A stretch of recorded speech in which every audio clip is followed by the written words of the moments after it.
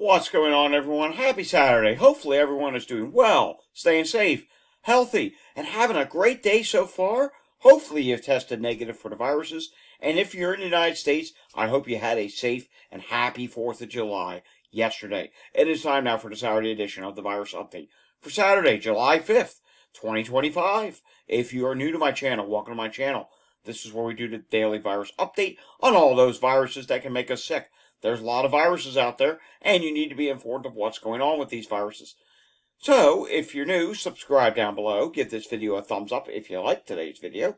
Hit that notification bell. Share this video with anyone you know. And, of course, leave your comments down below. And if you want to support my work here on the channel, there are ways to do that down below. Alrighty, don't have a lot for today, but we do have some things to talk about, and a couple things that we don't usually talk about, which we will talk about today. So let's see where this takes us. Starting off with this from Mike Honey. You've seen me share his updates many times before, and he's talking about the latest variant picture for COVID-19 with a global scope to mid-June. The LP.8.1 variant and the NB.8.1 variant and XFG variants are battling for dominance in a unclear picture.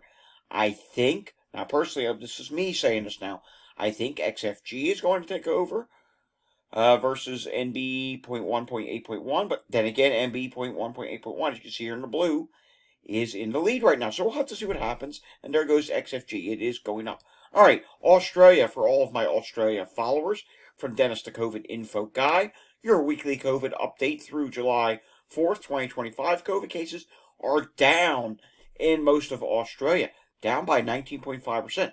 New South Wales, down 7.9%. And QLD is down by 5.7%. South Australia saw a slight increase by 1.3% this week. Alrighty, moving on now to this. This was shared on X by Meet Jess.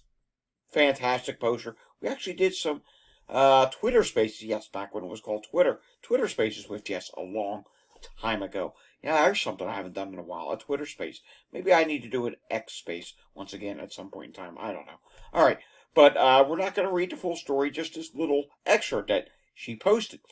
New Mexico doctor discusses the lasting effects of COVID-19. The pandemic is smoldering. There are still people that are getting sick. You can still get COVID. There's still a significant burden of long COVID, and that we're going to have to address. Yes, it is still a big problem, and in just a moment after we look at one more news story, I'm going to show you the symptoms of COVID, and then I'm going to show you something else, because you know what? It's that time of year. You know, we just had 4th of July. I think 4th of July probably was a huge super spreader here in the United States. Yeah, I get it. A lot of the activities are outdoors. Still, it probably was a super spreader. And you know what? In some places, maybe you dealt with rain. And if you dealt with rain, well, your activities got taken indoors, which means you weren't outside. But you know what? Let's take a look at this real quickly. Chronic wasting disease continues to spread in Pennsylvania deer.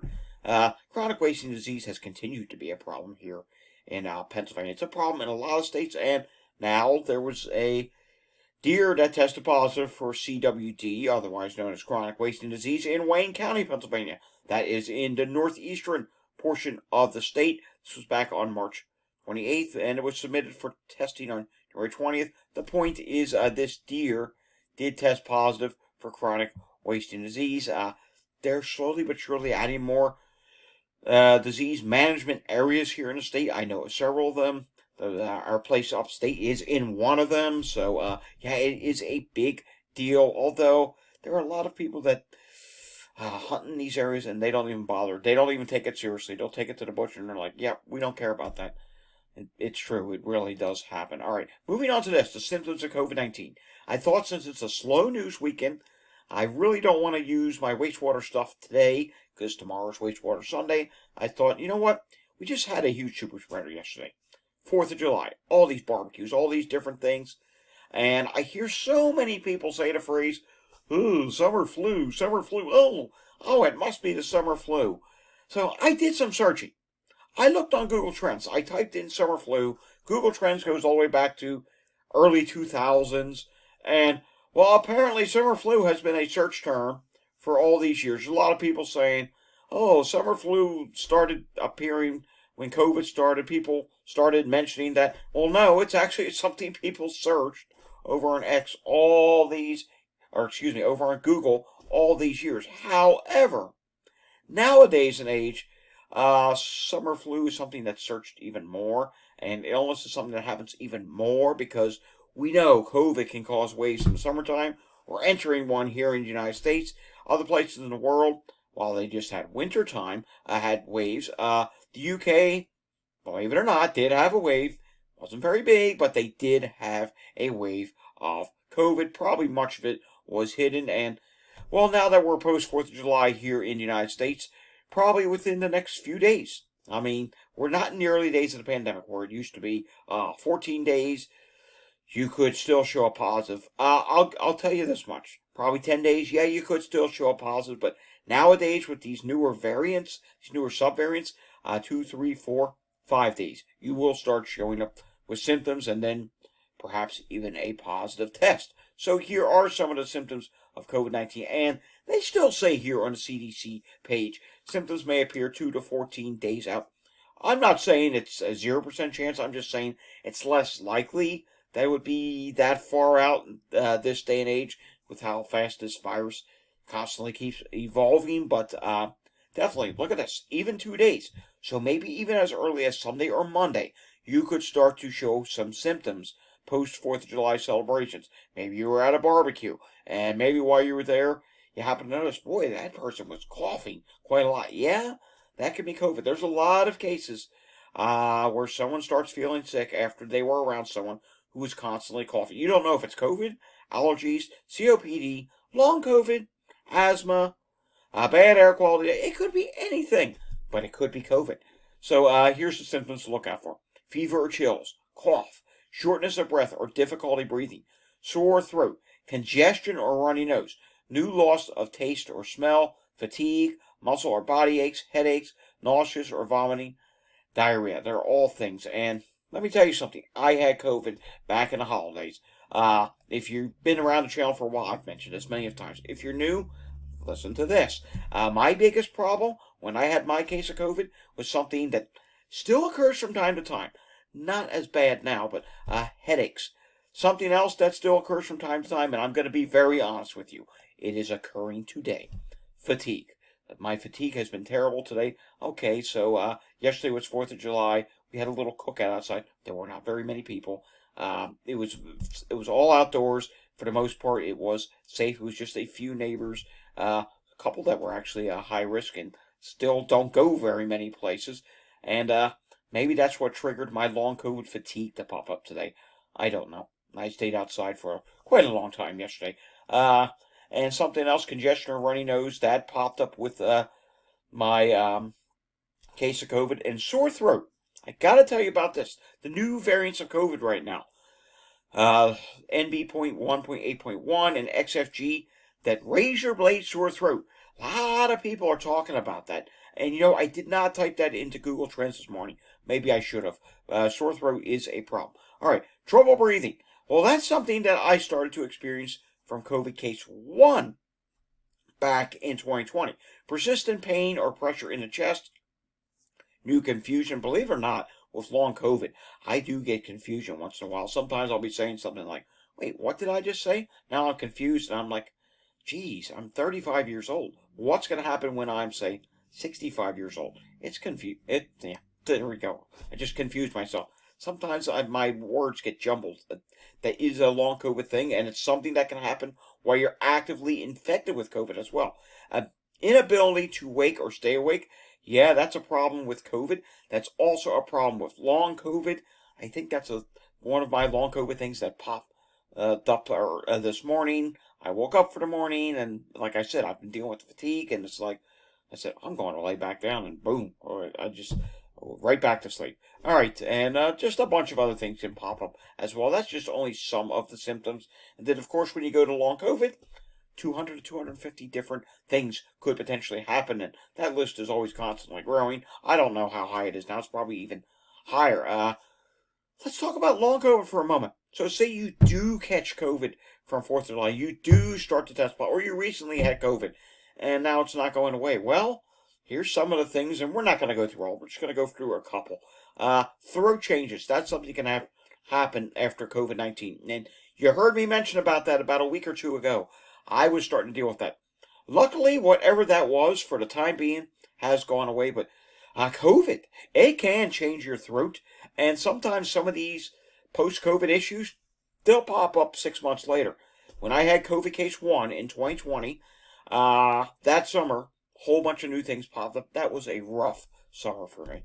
And, well, this summer, while it hasn't been bad as my 2020 post-COVID, it's been bad enough. The asthma with the hot days has been not good. Hey, my asthma came from COVID.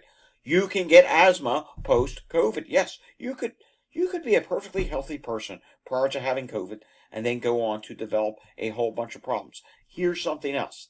If you test positive for COVID right now and you deal with COVID, please be mindful of this. Many COVID patients need 9 months to regain baseline well-being. A study suggests that's right.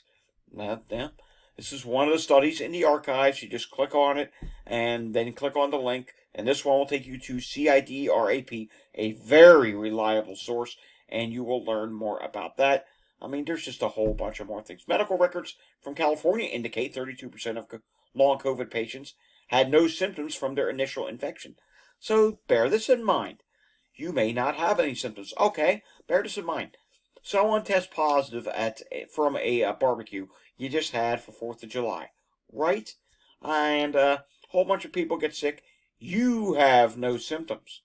And you say, oh, well, I'm not going to test. Or maybe you do test. And you said, well, this is odd. My rapid test came up positive, but I'm having no symptoms. Well, guess what? Medical records from California indicate 32% of long COVID patients had no symptoms from their initial infection. That's right. So maybe you did test positive, right? And maybe, I don't know, you were fine. You're asymptomatic. That's what it's called. And eventually, maybe several days later, remember, everyone tests negative at a different time, symptomatic, asymptomatic. Yeah, don't even get me started on that. That's a whole nother conversation. But say you had no symptoms, and then something starts to pop up, maybe a month later, a couple months later, a few weeks later. Well, bear in mind, 32% of long COVID patients in California had no initial symptoms. So you could be asymptomatic and go on to develop problems. And we see on social media some people who really get bad. And then the same can be said for mild infections. I hate that word mild because so many people who had, we'll say, a less severe case do go on to develop big time problems down the line when it comes to long COVID. You get the idea here. I think you get it. But let's move on from this. Let's take a look at the Canada viral activity level. COVID-19 is moderate. Flu A is low. Flu B is low. RSV is low. We'll revisit the UK tomorrow. We'll visit some other countries as well. We'll take a look at the wastewater here in the United States tomorrow as well. I have to share this with you. I took a little screenshot last night of the air qualities, the West Coast. I couldn't fit it on the screen for whatever reason. This was off my phone, actually. Because, mind you, I was outside. I actually saw some local fireworks around.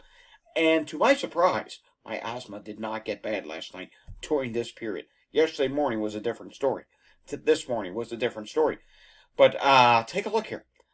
This was at the peak of fireworks time for, say, the east through to about the central region. We'll say Chicago down to about Dallas. The air qualities got absolutely horrible last night. Just ridiculous. And believe it or not, there are still some bad air qualities today. And this will show the West Coast here. Take a look at this. Air qualities are not great in the east right now at all. Maybe some of this is left over from last night. The West Coast, a little better, but then you come to California, and California's not great today either.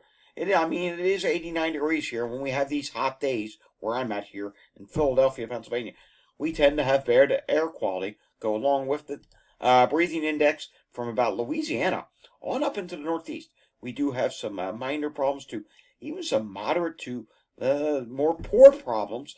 And Southern California, LA down to San Diego, you're dealing with problems. Portions of the plains is dealing with problems. Pacific Northwest, you are doing great today. Already taking a look at what is going on with the grass pollen, and grass pollen at this time is rather low. All right, doing something a little bit different that we don't do. For those who have been here for a while, I used to have a climate channel as well. I still do. I just don't have time to do both channels. It's just too much. It literally too much.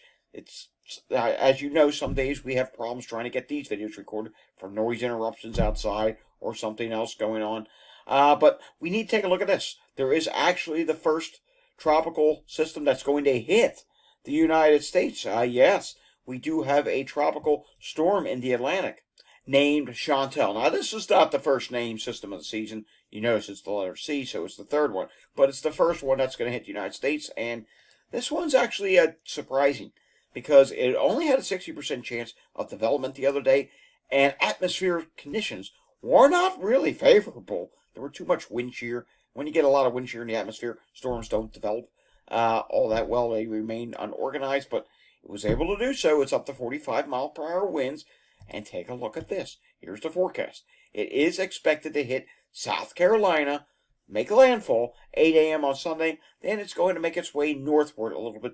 And it could bring some showers and maybe even some heavier stuff up into the Carolinas, Virginia. And then just some showers up into portions of Pennsylvania, New Jersey, Delaware, whatever's left of it at that point. It probably will not even be a depression at that point. It'll just be a leftover low with just a little bit of activity coming up, but something we have to keep an eye on. And here is one of the American computer models. This is the GFS model. Global Forecasting System is what that stands for. You can see, there you go. It makes landfall there in South Carolina. And on this particular model, it really just phases out. And then we get some thunderstorms up in the Northeast. And I just want to show you one other possible scenario for this because, hey, I'm sure I got some followers down that area, and I need to keep you safe from this as well. Now, this model, which is a Canadian product, also shows it making landfall in South Carolina. The winds will come on shore. I don't expect any significant damage, but the seas will go up. But watch what happens with this model. It does keep that heavier rain intact a little longer up into portions of Pennsylvania, and there's some localized flash flooding threats with that. Just wanted to bring that to your attention. All right, let's go even further south to Pinellas County, Florida. And we do see here there are a number of calls right now. Not a lot. We've seen more. And now to some good news. This is really actually surprising to me. Philadelphia, 805 incidents yesterday. I thought it would have been a lot higher. Can I tell you why? A friend of mine, who traffic reporter here in Philadelphia, sent me a screenshot last night of Montgomery County. You know, we always look at Montgomery County. And he said, my goodness, look at all the EMS calls. And I looked, and yeah, at one point last night, there were like 25 plus EMS calls. And I saw a lot that said head injury, different types of injuries. And some of it could have been fireworks related. We warned about that yesterday. It probably was a thing. And take a look at this. Not very busy in Montgomery County right now. This is fantastic news. Although I am seeing cardiac arrest, some sort of a rescue is showing up as well. Let's take a look at Chester County, Pennsylvania. Hopefully this theme will continue. A sick person showing up a couple times, and a few other things. All right, taking a look at Bucks County, Pennsylvania, and we do need to refresh this. And in Bucks County, Pennsylvania, yeah, there's just 7 EMS calls right now. Taking a look at the hospital situation day after 4th of July. Not terrible in Pennsylvania. Hopefully the same can be said for New Jersey. And we do see trauma flyby, whatever that means. If anyone knows what that means, let me know down below. That is one hospital code that I'm not familiar with. Facility divert, still at Monmouth Medical Center Southern Campus, and that's it. And the other thing, I did not say where that was. It was at Capital Health Regional Medical Center. All right, moving on here. Let's take a look at just 2 wastewater sites, shall we? We'll just go to 2 of them. How about we do one on the West Coast, Snohomish, Washington. Let's see what's going on there. Because you know what? We did not do much for you guys in this video today. So let's check that area. There we go. And in Snohomish, Washington, we can see, hey, you are still low for COVID at this time. RSV is low. Influenza A is low. HMPV is up a little. Hey, norovirus is starting to go back up again. That's not good whatsoever. That could be from cruise ships there. And taking a look at what is going on somewhere in the east. How about we go down to the Carolinas? Can we view Winston-Salem? That's west of Greensboro. I actually have a relative that lives in Greensboro. Winston-Salem is low for COVID, and everything else is fine at this time. Alrighty, if you enjoyed today's video, give it a thumbs up. Subscribe down below if you're new. Hit that notification bell. Share this with your friends, family, social media pages, anyone you know, co-workers. Of course, leave your comments down below. I'm sure something I said today is triggering a comment. And if you want to support my work here on the channel, you can do so by clicking on one of the links down below. I'll see everyone again tomorrow for Wastewater Sunday. We're going to look at various different countries around the world and any news that pops up. I don't know that there'll be much, but see you all again tomorrow. Until I see you again tomorrow, stay safe, everyone, and have a fantastic Saturday afternoon. Thanks for watching.